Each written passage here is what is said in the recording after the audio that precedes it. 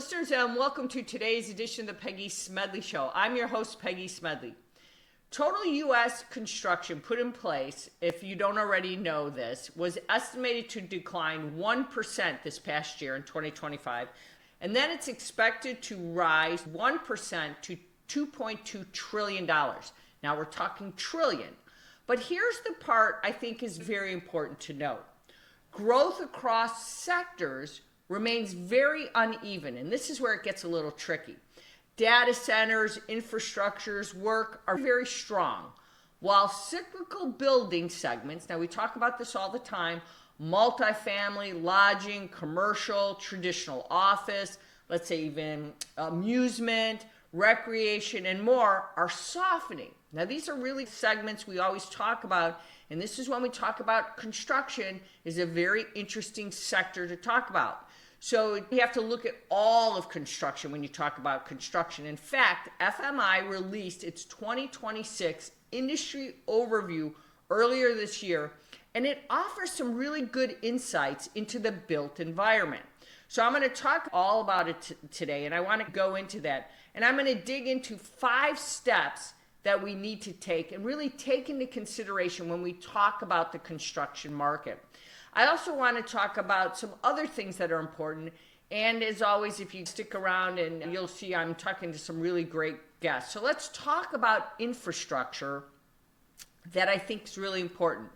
When we think about what keeps America humming along, and I think this is really interesting, we often picture bustling cities, thriving businesses, busy families. But underneath all of that lies the critical infrastructure that powers all of our lives.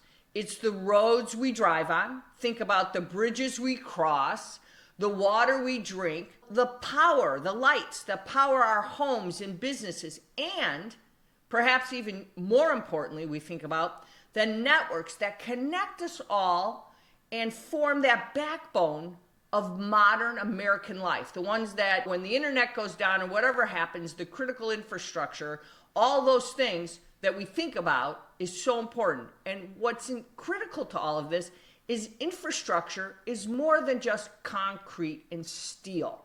So I want you to think about that just for a second, but it is the foundation that supports economic growth, public safety, opportunities for the people, and what I always love to talk about, the way we live, work, and cross the country. So historically, if we dig into this, investments in infrastructure have shaped America's economic success. And it goes back decades. And we can think about the great historians that will write books and talk about all this. Projects like the creation of the interstate highway system that transformed travel and commerce. It helped connect cities and rural areas and industries. And it's really interesting if you've ever taken the time to really go back and study history on this. Today, modern infrastructure continues to support innovation.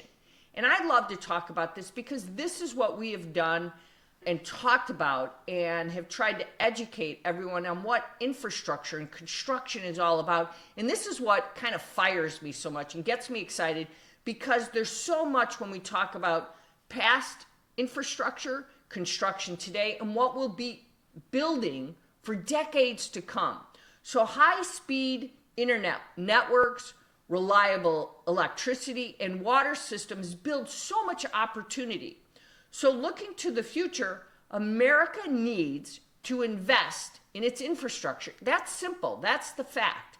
Emerging technologies will shape how people live, work, play in the years ahead. And perhaps even just as important, we must maintain the infrastructure to strengthen the economy, to keep communities safe, and continue to expand opportunities for everyone. So think about it like this. Investing in infrastructure is not just about building roads and bridges, it's about building the future. Now that we talked about that, I think we've covered the why it's so important.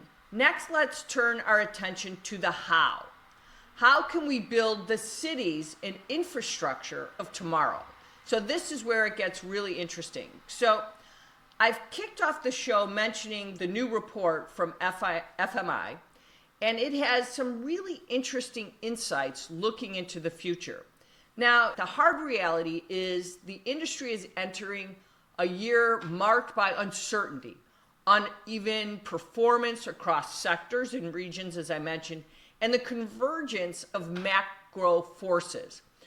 And if you think more about this, the report suggests organizations will need to take 5 key steps in the year ahead when we look at 2026. To continue our discussion, here's what I want you to think about. I want to examine each of those key 5 steps as we continue right here in the show. So first, we must invest in people and your leadership pipeline. That is first and foremost. And I totally agree with this point, and I'll explain why. You've heard me say quite often and for some time, and with very good reason, people, our team, is the most important asset in any organization. And if you don't agree with me, then your company is probably failing, because investing in them is essential for long-term success. That's the slam dunk. Companies should prioritize simply people development, continuous learning, mentorship, sponsorship, whatever you want to call it, and leadership development, anything that will incentivize a team to want to be as innovative and creative as possible. Now, just think about that for a minute. Whatever it takes to get your team to be as inventive and innovative as possible is creative, because when they're inspired, your company will do better. So organizations should actively identify those high potential people and provide them with the opportunities to build management skills, strategic thinking, and experience. That's what you need to be thinking about. All of this will ultimately encourage a culture of accountability and innovation. Now, second, when FMI talks about this, establish disciplined operating systems and data frameworks. When we talk about data is still important. We just saw ConExpo and we all talked about AI, but we forget it started all with IoT. IoT is the framework for everything. You can't have AI without looking back. So we're talking about data. With the frameworks in place, organizations can make better decisions. Good data, clear vision with AI, all of it helps you make better decisions. With these systems and clear and standardized information, teams can align themselves around priorities, track progress, and respond quickly. That's the key, quickly. So consistency and transparency are essential. So everyone should understand the metrics. If all the teams aren't aligned, they don't understand the metrics, that's where things crumble. That's where things fall apart. Data becomes key here. Good data, better decision making, everybody's doing the right things at the right time at the right place. So the right data will allow leaders to identify trends, they'll measure performance, and adjust strategies as necessary. So that's what we need to think about.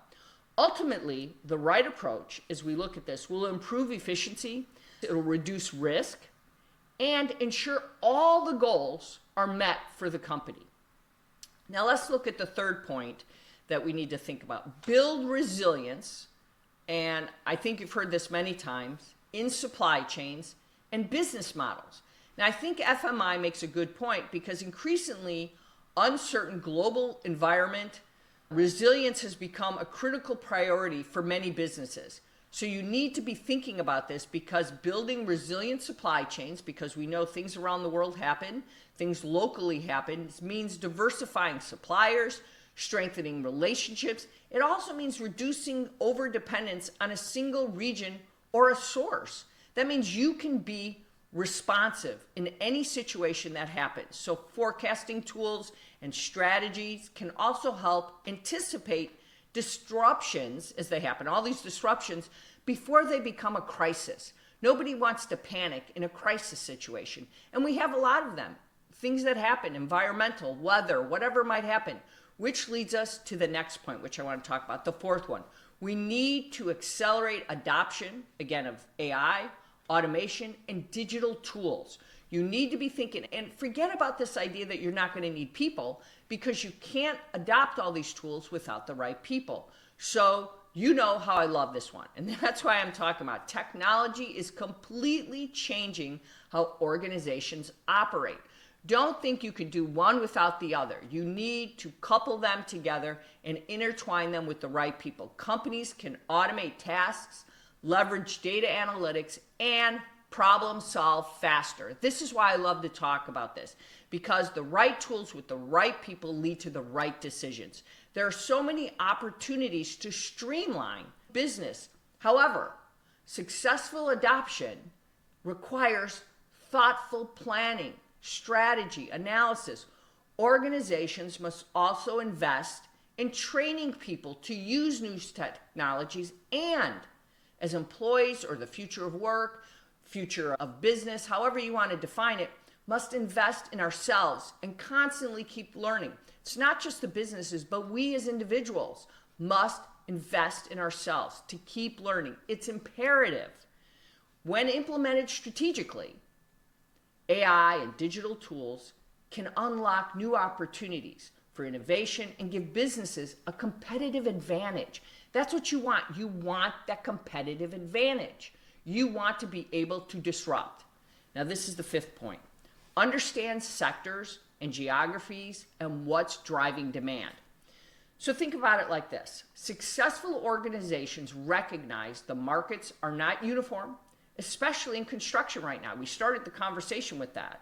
So data analysis, market research, and local partnerships all play important roles in building this and understanding this.